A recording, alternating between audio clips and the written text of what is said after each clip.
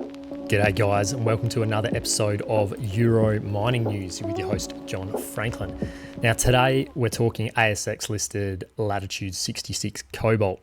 They basically brought out an announcement regarding downhole EM surveying, so electromagnetic surveying, which happens down the drill hole at its K9 prospect, which is part of its newly acquired Kuusamo Schist Belt or KSB project, which it picked up in Finland just recently.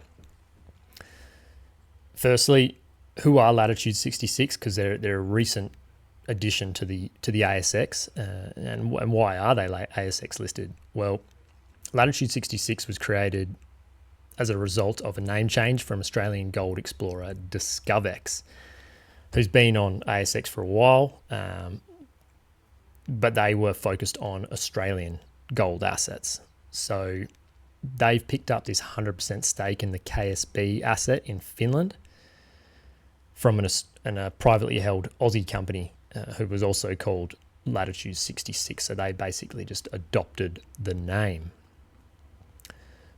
Lattitude 66, so the current Lattitude 66 ASX listed, they also hold a 17.5% interest in the Carnaby Resources graded Duchess project, which is located in Queensland, in the Mount Isa copper district.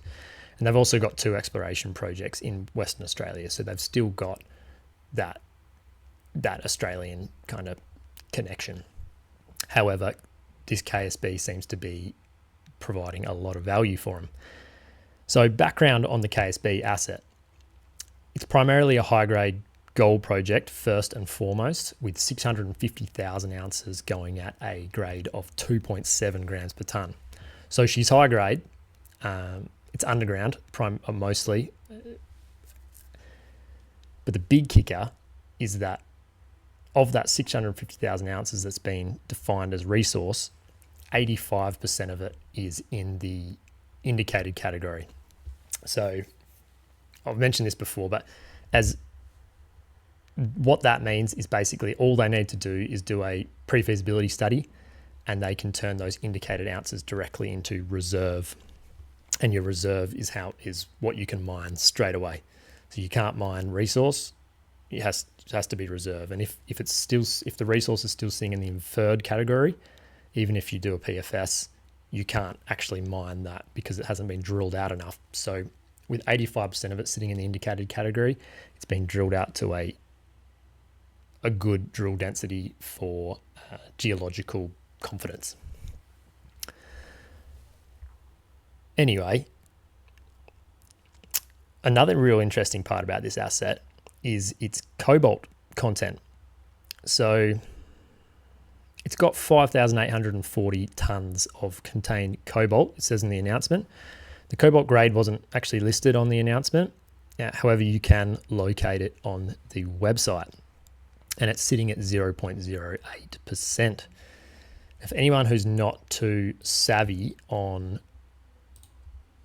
the cobalt price, which I'm not either, there's this really handy tool you can use. It's called the metal equivalent calculator. Just Google that, and if you put in 0.08%, that spits out a gold equivalent. So 0.08% sitting at kind of around 0.4 grams per tonne. So as a standalone asset, it wouldn't be economic. However, remembering that this cobalt sits within the gold mineralization, so they're going to be mining the gold regardless. They're going to get this cobalt as a credit, basically. So it's going to be coming out regardless. It's going to be getting mined regardless. So it's just an extra on top of the gold. Another interesting part about it is that it's the third largest cobalt resource, undeveloped cobalt resource in the EU, which is good. That's good, all good.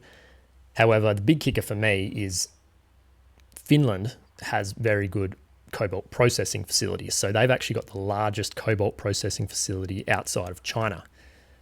So because this is actually getting mined in Finland, that's going to reduce the fees required to actually extract this cobalt. They're not going to have to ship ore overseas, etc., etc. They can actually just chuck it on a truck and bring it straight within country to this Finnish facility. So that's where I see a lot of the value coming from. Now, if we jump into this announcement for today, you can see here, Downhole Electromagnetic Survey has found some conductors at its K9 prospect. Now, I'll just pull down so you can see where everything actually sits. Oh, I've gone too far there. Here. So K1, 2, and 3, that's where they've got that 650,000 ounces at 2.7 grams per tonne. So this area that they're searching for at the moment, that they're doing some drilling and some downhole electromagnetic work, actually sits 15 kilometres away from it. So this is basically a completely new area within this KSB Kasamo schist belt. So back up to the announcement. What they're using this downhole EM for here is maybe a lot of you will be used to hearing DHEM in regards to nickel exploration for nickel sulfides because of the conductivity of the massive sulfides. What can also be used in gold for locating or extending shears. So they know there's mineralization going along this shear. They basically just want to see how deep the shear is. So they're sending out a DHEM electromagnetic survey to see the contrast and basically map the shear out without having to drill it. So this is positive news before they go in and drill it, basically. Now, lithogeochemistry assessment was also completed. I know for a lot of non-geologists that doesn't mean anything. So I'll go into that as well. So all it means is visual identification of the host rock composition is difficult. So when rocks get heated up and squished, they become altered. And a lot of their minerals and the original rock type can get so altered that you can't actually tell what it is anymore by eye. And that's where lithogeochemistry comes in. So all that means is that they get their drill core, they chop out a little bit and send that off for a multi-element analysis. When they get those multi-elements back, so instead of just assaying for gold, they assay for a whole range of elements. When they get that back, they can put that into a special program called IOGAS or any other type of geochemical software, and that'll tell them what the rock is through the numbers rather than a geologist looking at it. So it doesn't matter how altered and weird the rock looks, the numbers generally don't lie. The downside to it is you have to wait for the results to come back and then process them and interpret them. So there's a bit of a lag between getting the core up and getting those results, whereas a geologist looking at it, they tell you, yep, that's mineralization there, that's not mineralization. But so that's what they mean by lithogeochemistry assessment. Now, that's that map we were looking at just before.